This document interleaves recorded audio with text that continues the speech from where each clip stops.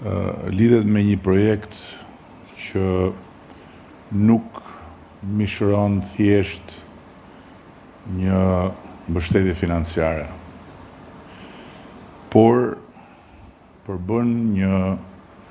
investim strategjik të Bashkimit Evropian për të nxitur rritjen e kapaciteteve të bashkive në horizontin e antarësimit të Shqipërisë në Bashkimin Evropian. E tha ambasadori që ky program është një program i cili lidhet me modernizimin e institucioneve tona vendore dhe me mundësinë që përmes tij institucionet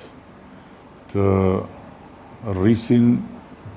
kapacitetet e tyre njerëzore që janë edhe problemi ynë më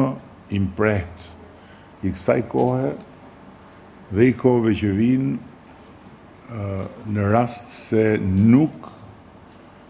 fokusohemi me të gjithë forcën sot tek adresimi i tij.